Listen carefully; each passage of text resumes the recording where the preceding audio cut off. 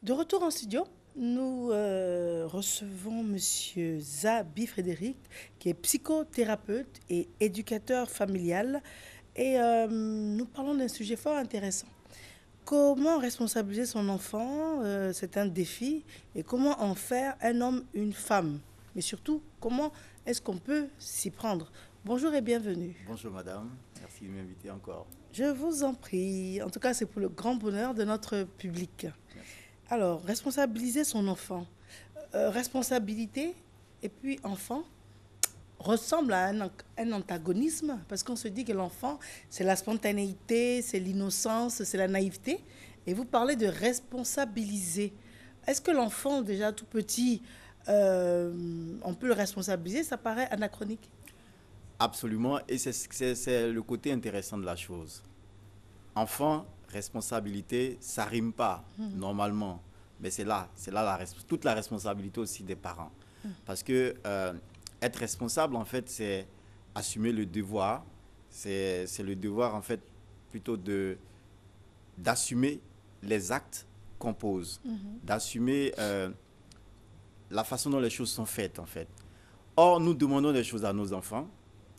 Très en général, nous ne les prévenons pas de beaucoup de choses. Nous n'organisons rien du tout et puis nous leur demandons des résultats. Oui. Ou alors nous leur demandons d'assumer la responsabilité de ce qu'on ne leur a pas demandé au préalable.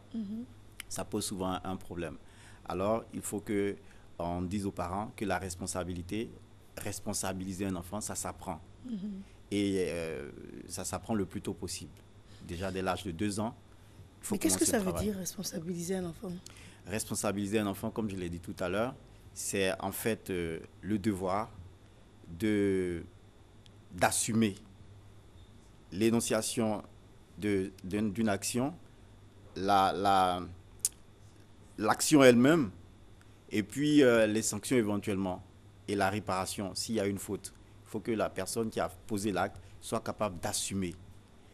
C'est ça la responsabilité. Mais c'est pas... Parce que quand on dit un enfant, c'est vrai qu'il y a des enfants de 14 ans, mais quand on dit un enfant, je pense à un enfant de 3 ans. Responsabiliser un enfant de 3 ans, c'est possible aussi. Absolument. Déjà à partir de 2 ans, le travail doit commencer, comme je l'ai dit tout à l'heure. Le travail doit commencer. Responsabiliser, en fait, ça peut reposer sur des piliers. Et le premier pilier, ici, c'est d'associer l'enfant aux tâches domestiques. Parce que le but du parent, c'est de faire de l'enfant un homme ou une femme plus tard. Et un homme ou une femme, ça pose des actes que ça assume.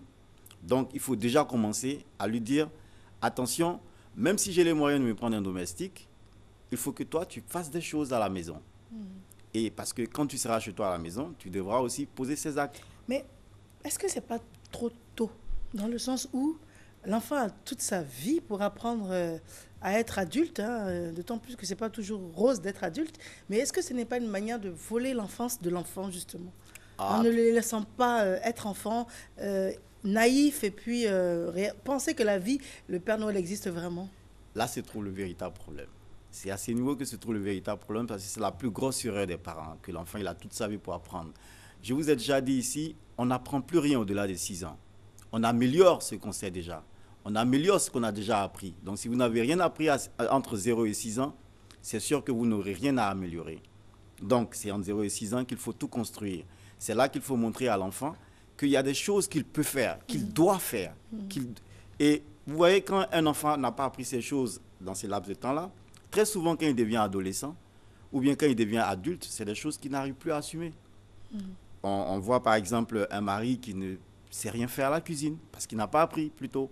On voit une femme qui ne sait pas faire certaines choses parce qu'elle n'a pas appris plus tôt. Déjà, à partir de 2 ans, il faut commencer à donner des tâches domestiques à l'enfant. Et ces tâches domestiques, ça doit être des tâches dont la faisabilité n'inclut pas forcément plusieurs actions à mener à la fois. Il faut lui demander de faire des choses qui imposent des actions, une seule action en même temps. Par exemple, il faut ranger tes jouets. On sait qu'il prend le jouet à un point A, il le dépose à un point B.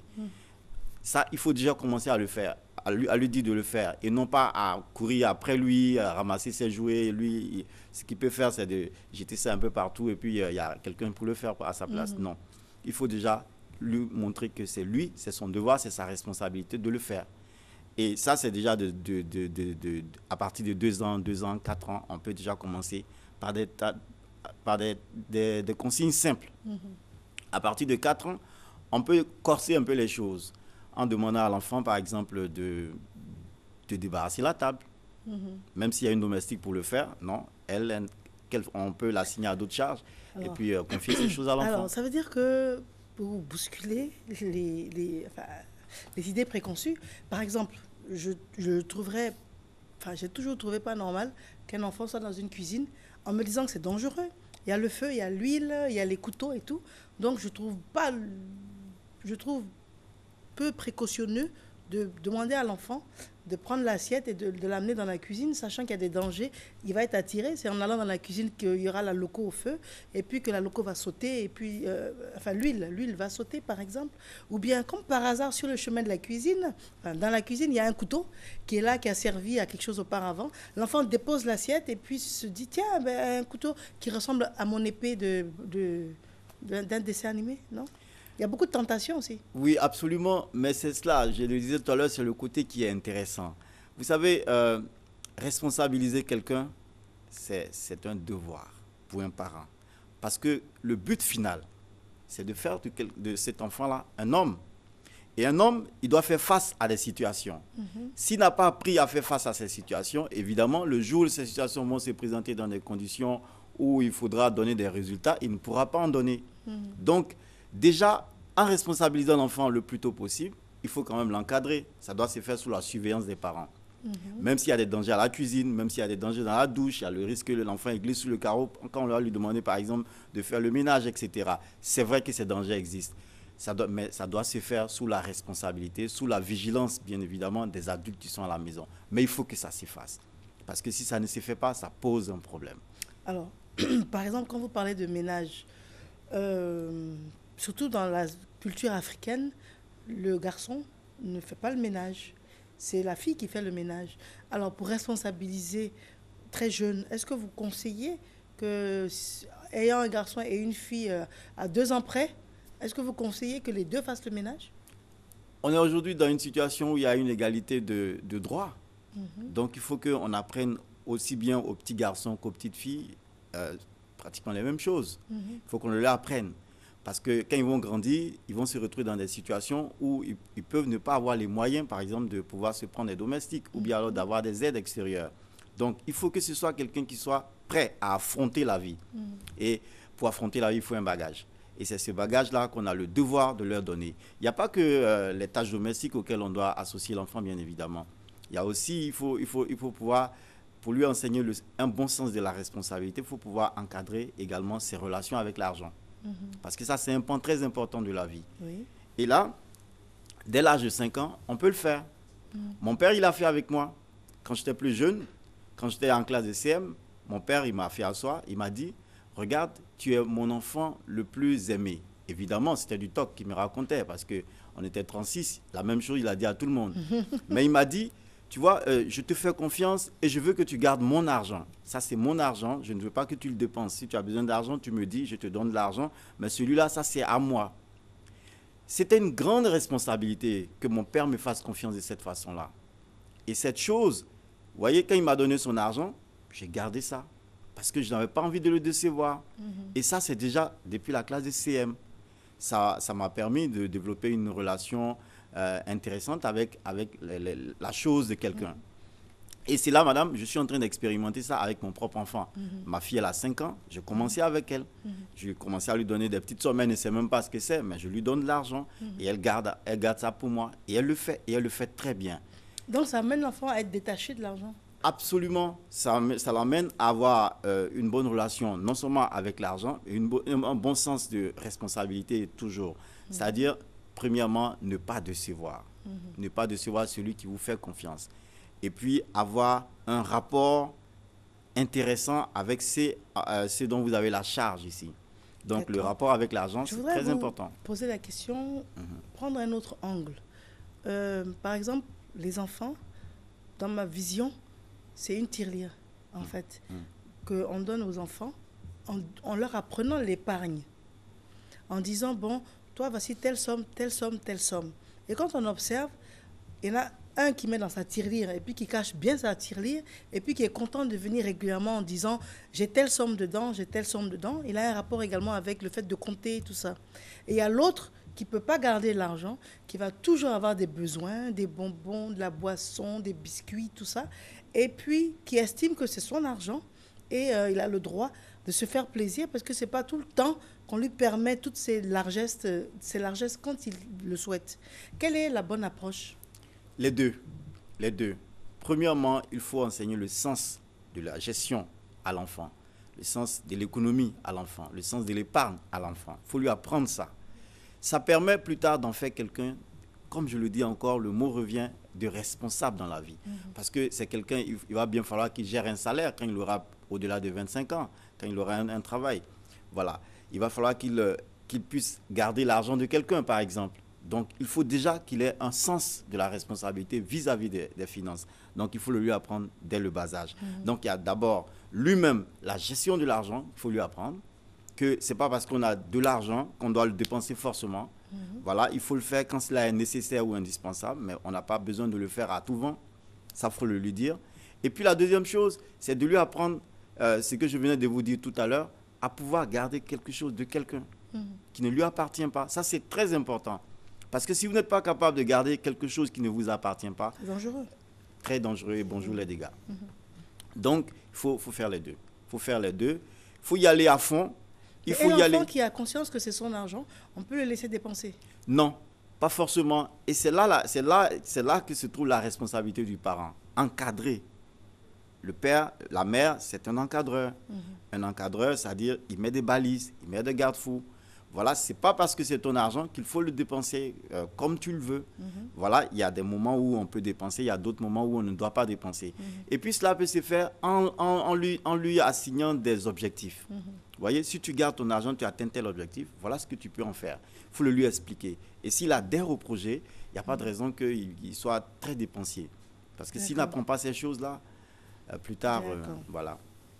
Très bien. Alors, malheureusement, nous sommes déjà au terme, mais j'avais tellement de questions à vous poser, j'en poserai une seule. Oui. Quand on voit un enfant avec un enfant plus jeune, et les parents s'en vont en disant « occupe-toi de ton petit frère, occupe-toi de ta petite soeur », des fois, c'est un caractère effrayant, parce qu'on a l'impression que c'est un enfant plus un enfant, et non pas un responsable plus un enfant. Quel est votre avis là-dessus? Et puis un mot de fin. Mon avis, c'est que, on l'a déjà dit, un parent, il doit être un maire. Et un maire, il délègue ses pouvoirs. Et si vous avez la chance d'avoir plusieurs enfants à la maison, il faut commencer déjà à responsabiliser le plus âgé en lui demandant de prendre soin de son cadet. Mais ça a des limites. Il y a des aspects que cet enfant ne pourra pas assumer. Donc, il faut lui demander d'être responsable de son cadet, mais dans des proportions raisonnables, qui tiennent compte de sa maturité, de tout. Donc, moi, mon avis, c'est que ça doit c'est pas que ça peut se faire, ça doit même se faire. Ça, c'est ce que je peux dire sur la question. Maintenant, le mot de fin, c'est qu'il y a plusieurs piliers. Il y a plusieurs piliers sur lesquels la notion de responsabilité repose ici. On n'a abordé que 2 piliers seulement, c'est-à-dire l'approche de l'argent, on a abordé les tâches domestiques, mais il en reste bien d'autres. On n'a pas abordé la sexualité, on n'a pas abordé, par exemple... On peut le faire la semaine prochaine. Ah ben, ça c'est avec plaisir. D'accord. C'est avec plaisir. D'autant plus que ma question demeure, à quel moment l'enfant reste enfant? À quel moment l'enfant reste enfant sans responsabilité jusqu'au jour où il se dit « Ah, parce que c'était si dur d'être adulte ». Ça, j'aimerais bien avoir la réponse aussi. Ben, ça sera avec plaisir que je vais vous prendre. Très bien. Monsieur Za Bifrédéric, donc psychothérapeute et puis éducateur familial. Oui. On se retrouve la semaine prochaine, un téléphone? Si Dieu le veut, ça sera... Mon téléphone, c'est le 07 65 29 27 et 01 38 38 51. Je vous remercie. Merci beaucoup, madame. Je vous en prie. Alors, nous allons parler météorologie, mais juste avant, nous avons un spot. À tout de suite. La RTI rappelle que des espaces de diffusion de spots sont ouverts sur ces antennes à l'intention des communautés religieuses pour la promotion de leurs activités. Cette mesure, en vigueur depuis le 18 janvier dernier, est conforme aux décisions du Conseil des ministres relatives à l'accès des groupes sociaux aux médias publics et privés. Pour toute information, prendre contact avec les agences de RTI Publicité de Plateau Vallon, Plateau Radio Côte d'Ivoire, Boaké RTI Boaké, San Pedro Centre Culturel. Infoline 22 40 12 50.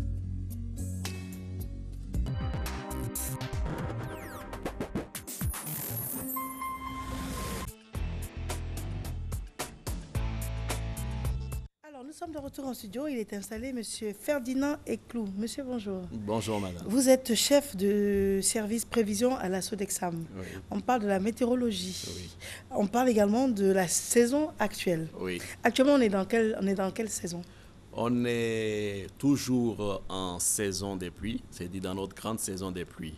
Seulement que nous tirons un peu vers la fin de cette saison. Alors, saison des pluies, a priori, on pense qu'il devait pleuvoir tous les jours. Oui. Est-ce que...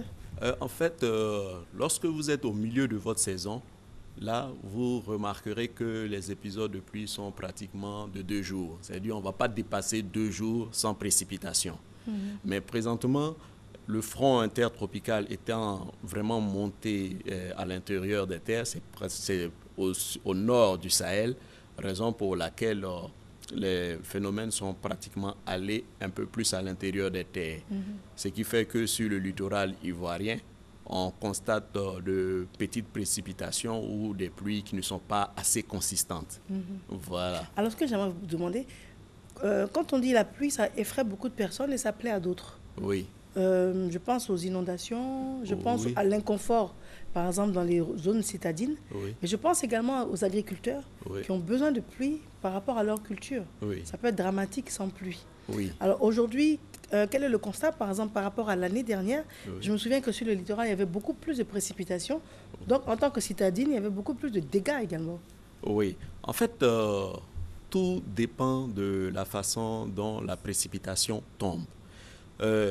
Vous pouvez avoir beaucoup de précipitations pendant une année qui se sont concentrées sur quelques jours. Ça peut s'avérer dangereux. Mais lorsque vous avez des précipitations qui sont étendues dans le temps, en ce moment, la terre arrive à recueillir l'eau qui va tomber et cela ne va pas provoquer des écoulements assez importants parce que la terre a pu s'imbiber de cette eau-là. L'année dernière, c'est vrai qu'en période de juin, on avait eu des grandes pluies, mais après, ça n'a pas été assez consistant. Donc, ce qui a fait que les récoltes n'ont pas été vraiment bonnes pour cette année et pour l'année passée. Mais cette année, on a remarqué que durant le mois de juin, en fonction de la zone où vous vous trouvez, les précipitations sont allées un peu vers les normales climatologiques. Par normal climatologique, il faut voir, c'est-à-dire quand on prend la période où nous avons la pluie, la moyenne que nous obtenons, voilà. Donc on tend pratiquement vers cette moyenne-là pour les régions du nord de la Côte d'Ivoire. Mais pour celles qui sont plus au sud, on approche, mais on n'a pas encore atteint cette valeur. C'est vrai qu'on a eu quelques pluies assez importantes, mais on n'a pas encore atteint cette valeur. Et déjà, on tend vers la fin. Oh oui, on tend vers la fin. Ça veut dire, présentement, on est en train de rentrer dans une autre phase, mais vous savez, l'atmosphère ne change pas brutalement d'un jour à l'autre. Il y a toujours cette inertie-là qui va gérer ce changement. Par exemple, sur cette image, on voit un peu le taux d'humidité qui est pratiquement monté jusqu'à l'intérieur, sur le nord de la Côte d'Ivoire et même le sud des pays du Sahel. Donc, c'est à travers ces différentes images que le prévisionniste va interpréter, comment on appelle ça, le temps. Donc, en suivant ça, il aura tendance à pouvoir donner les zones où on aura plus de pluie en fonction de la concentration du taux d'humidité et en regardant aussi la circulation des vents. Parce que sur cette image aussi, on a la circulation des vents qui est mentionnée. Donc, à travers cette expertise-là, il va pouvoir dire quel sera le temps. Cette image-ci présente des cellules orageuses qui sont pratiquement localisées sur l'ouest de la Côte d'Ivoire. De telles cellules, dans leur mouvement, vont générer des pluies et avec des fois beaucoup de vent. Voilà, donc c'est ce qu'on peut dire sur cette image. Alors, quand on voit à ce stade-là, et là, c'est quoi des... Ici, c'est le front intertropical que vous voyez en jaune. Donc, ce front, à travers ses différentes positions sur l'Afrique, va dire si nous sommes en saison sèche ou en saison des pluies. Présentement, en ce mois de juin, ce front est pratiquement sur le nord des pays du Sahel, raison pour laquelle les précipitations sont plus à l'intérieur des terres. Et l'actualité nous disait qu'on avait eu de fortes pluies dans les pays comme le Niger, où il y avait eu même des inondations. Et ces pluies-là aussi intéressent le nord de la Côte d'Ivoire. Parce que quand on regardait encore ces images au satellite hier, on constatait de nombreuses cellules qui étaient en train de se déplacer sur le nord de la Côte d'Ivoire, partant de l'est vers l'ouest. Et ces cellules-là ont généré des pluies et de fortes rafales de vent sur la partie nord de la Côte d'Ivoire. Alors, il y a un caractère inquiétant. Quand on regarde les chaînes étrangères et qu'on réalise que les pays développés ont des inondations également, et on regarde même le niveau de technologie par rapport à la météorologie, on se demande comment est-ce qu'ils ont pu se laisser surprendre. Alors, et que allons-nous devenir, sachant qu'on n'a pas le même niveau de technologie?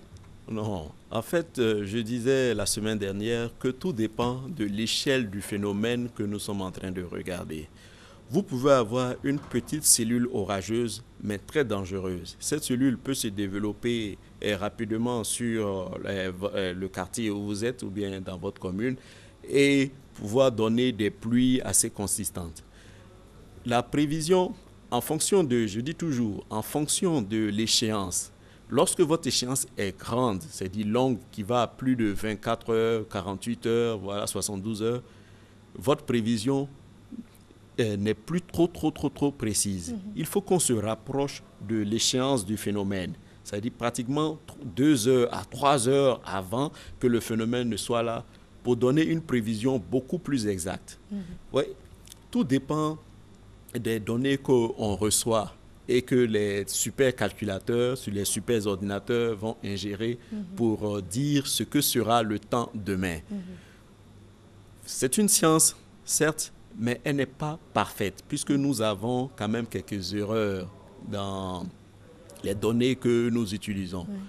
Raison pour laquelle, malgré, je dirais, l'essor informatique qu'on connaît, on n'arrive pas toujours à donner avec exactitude la quantité d'eau qui est susceptible de tomber d'un nuage. C'est vraiment complexe, mais pas impossible. Mais ces genres de choses, lorsque vous allez voir qu'on se rapprochera de l'arrivée de ce phénomène, on sera à mesure, à travers les équipements qu'on a, de voir la teneur en eau de ce nuage et donner une prévision beaucoup plus précise. Mais en ce moment, le phénomène est pratiquement à côté de vous. Donc, c'est ce qui fait un peu cette complexité et les gens s'inquiètent beaucoup de l'information que la météo leur donne. Mais c'est vraiment à titre préventif et la météo, lorsqu'il y a un phénomène, vous donne toujours l'information pour qu'on évite des pertes en vies humaines et de nombreux dégâts matériels. D'accord. Parce que par exemple, quand on regarde aujourd'hui le bulletin météo, on le dit depuis des années, on dit par exemple foyer pluvieux orageux sur le littoral. Des fois, on a l'impression que c'est très abstrait comme notion. Le littoral, il est long. Donc, on ne sait pas exactement où il pleuvra, où il ne pleuvra pas. À ce moment-là, est-ce qu'on peut vous appeler et puis vous dire que moi, je suis à Bassam, est-ce qu'il va pleuvoir à Bassam? Oui, on peut nous appeler encore. Lorsque on a des phénomènes qu'on va dire phénomènes pluvieux orageux mobiles, dans le jargon météo, on dira des lignes de grains. Par ligne de grains, il faut voir un alignement de cellules orageuses. Donc, ces cellules orageuses vont se déplacer avec des vitesses qu'on connaît. Donc, au fur et à mesure de leur déplacement, elles vont intéresser toutes les villes, par exemple, qui seront localisées sur le littoral. Parce que de telles cellules ont des déplacements d'est vers l'ouest. Et en connaissance de la vitesse de ces cellules-là, on arrive à dire les zones qui seront susceptibles d'être touchées. Et si Bassam est sur la trajectoire de cette cellule, on pourra vous donner l'information que Bassam sera touché à une certaine heure par des rafales de vent et des pluies modérées à fortes, etc. Donc, c'est ce qui va se passer. D'accord, très bien. Donc là, à ce stade-là, on est à la fin de la saison des pluies. Nous tendons vers la fin de notre saison des pluies. Mais cela ne veut pas dire qu'on ne peut pas avoir encore des cellules orageuses. Parce qu'il y a encore, je dirais, cette inertie-là qui est là. L'inertie n'est pas complètement partie pour dire qu'on va rentrer dans notre, comment on appelle ça, dans notre petite saison sèche. Et je dis toujours que la petite saison sèche en Côte d'Ivoire n'est pas rigoureusement une saison sèche. Parce que durant cette période, vous avez de fines pluies. Mais c'est parce que les quantités d'eau recueillies ne sont pas importantes qu'on va dire que nous sommes dans notre petite saison sèche. Et vous allez remarquer que pendant cette saison, c'est-à-dire quand on sortira pleinement de la saison des pluies, l'autre saison qui vient, on aura une forte couverture nuageuse. Donc, à travers cette couverture nuageuse, cette forte couverture nuageuse, les rayons qui viennent du soleil ne pourront plus réchauffer la terre. Et en ce moment-là, on aura beaucoup froid en Côte d'Ivoire et les températures, vers la fin du mois de juillet, durant le mois d'août, on aura de basses températures au niveau de la Côte d'Ivoire. D'accord. Une question inattendue. Oui. Est-ce qu'on peut appeler la pluie et est-ce qu'on peut éloigner la pluie? Bon, pour appeler la pluie, c'est-à-dire, je dirais, provoquer la pluie, il y a ces techniques-là qui existent. On fait ce qu'on appelle l'ensemencement du nuage. Et en faisant l'ensemencement du nuage, vous injectez là-dedans ce qu'on va appeler... Il y a des substances qu'on va envoyer dans ce nuage qui vont favoriser, je dirais, la condensation de la vapeur d'eau. Donc, les gouttelettes d'eau vont rapidement grossir à travers ce nuage et précipiter. Donc, c'est ce qui se passe dans certaines régions. En l'occurrence dans les régions sahéliennes, où ils font des fois l'ensemencement du nuage pour pouvoir avoir des précipitations. Ça veut dire qu'on lance quelque chose dans le nuage? Oui, oui. Et on peut le dire ainsi, il y a un avion qui va dans le ciel et qui jette, je dirais le plus souvent, il y a des iodures d'argent qui sont jetés. Bon, c'est des substances chimiques qui sont envoyées dans l'atmosphère. Et ces substances-là vont permettre de favoriser, je dirais, la condensation de la vapeur d'eau. Et on peut arrêter la pluie? Bon, non. Pas le phénomène va s'arrêter lorsque les gouttelettes vont précipiter. C'est-à-dire quand elles auront eu un rayon suffisant pour pouvoir quitter le nuage. Très bien. Merci en tout cas d'avoir répondu à toutes nos questions. On joint la Sodexam comment? Vous pouvez joindre la Sodexam au 21 58 20 01. 21 58 20 01. Monsieur Ferdinand Eclou, chef de service prévision à la Sodexam, infiniment merci. Merci à vous aussi. Nous avons une autre pause et nous recevons nos invités de la DCM. À tout de suite.